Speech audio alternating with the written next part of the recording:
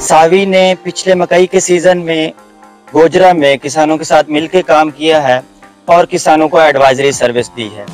इस advisory service में किसानों को क्या क्या मिला है, उनको कैसे फायदा हुआ है, आइए जानिए किसानों की जुबानी। मैं मोहम्मद शफीक, चक नंबर 352 गोजरा। सावी वाले ने मैंने एक रहनुमाई दी है। उस रहनुमाई च सब तो पहला ने इन्होंने मेरी जमीन का तजय्या किया। उस तो बाद फिर इन्होंने मेरा पानी चेक करके दिता। फिर इन्होंने मैनू मौसमी सूरत हाल आ उतो आगाह रखा। सावी वाले मैंने सैटेलाइट दे नाल फसल की सेहत की रिपोर्ट देंदे रहे ने। जो इन्होंने कहा जे मैं फसल दे विच उही इस्तेमाल किया। पहले मेरी औसत तकरीबन 80 तो 90 मन आती सी। ऐतकी मेरी माशाअल्लाह औसत 125 तो 130 मन तकरीबन औसत आई। मैं मोहम्मद जिशान सरवर, चक नंबर 296, जिम्बे तहसील गोजरा। मैं मकई ते आलू का काश्तकार हाँ। चक गोजरा तहसील का पिंड मेहंदीआबाद। ये मेरे को जमीन ठेके ते मौजूद है। सावी कंपनी की एडवाइजरी इस्तेमाल की है। तो इन्होंने सब तो पहला मेरी जमीन का तजिया किया, उस तो बाद पानी का तजिया किया।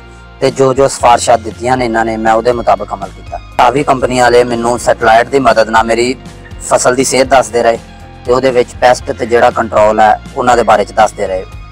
फिर इस तो इलावा मैनू खादां दा मतवादन इस्तेमाल ते किद्दां इस्तेमाल करनियां ने वो दसदे रहे। सावी कंपनी के नुमाइंदे वक्त ब वक्त साडी फसल के चक्कर भी लगाते रहे ने ते उन्हां दी नुमाइंदगी सानू करते रहे ने कि तुहाडी फसल इस वक्त किस हाल च। पिछली दफा मेरी मकई की पैदावार 102 मन फी एकड़ आई सी, जबकि इस दफा सावी दे कंपनी के तजर्बात की वजह तो मेरी मकई की पैदावार 147 मन फी एकड़ तक आई। शाहद मेहंदीआबाद 353 गोजरे तो मेरा माशाल्लाह 28.5 किले रकबा वा। अल्लाह पाक की रहमत नाल सावी कंपनी वाले मेरे को आउंदे रहंदे आ।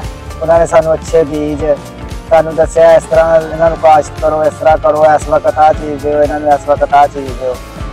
अच्छियां खादां सानू दित्तियां और वक्त के नाल दस्या स्प्रे करो, इन्होंने स्प्रे करो। माशाल्लाह बहुत ड्यूटी दे रहे हैं बंदे साडे कोल आउंदे आ और अच्छी फसल हुई। अगे साडी फसल 1950 तो 60 मन मकई की सियाल वेले आउंदे मशवरा दिता। माशाल्लाह अच्छी फसल दे कोई 100 मन तक भी चली गई, 110 मन भी हुई साडे कोई एकड़ विचों।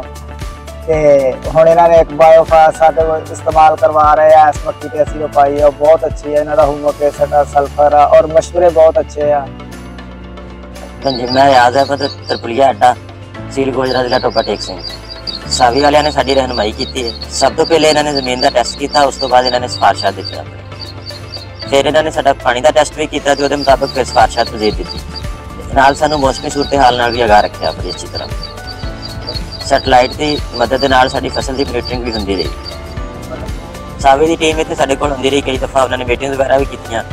इस हवाले नाल भी सानू काफ़ी इन्हां तो हैल्प मिली।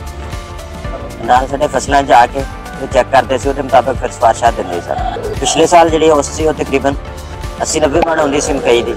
इस साल इन्हां दी वजह तो साडी औसत जिहड़ी ना काफ़ी ज़्यादा अच्छी है, तकरीबन 140-45 मन तक। किसान जिमीदार भरा दूसरे भी इस रहनुमाई तो फायदा उठान।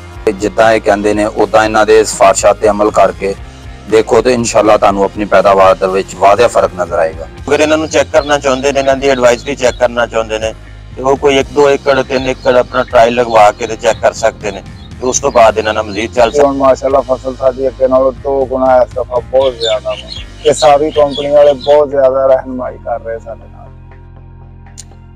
नाजरीन, अगर आप भी काश्तकार हैं और सावी के सैटेलाइट सिस्टम और फील्ड एक्सपर्ट की मदद से एडवाइजरी सर्विस हासिल करके अपनी पैदावार बढ़ाना चाहते हैं, तो हमारे दिए गए नंबर पे कॉल या व्हाट्सएप पे रब्ता करें और सावी के साथ रजिस्ट्रेशन करवाएं। सावी मोबाइल ऐप को प्ले स्टोर से इंस्टॉल करें और मुफ्त फायदा हासिल करें।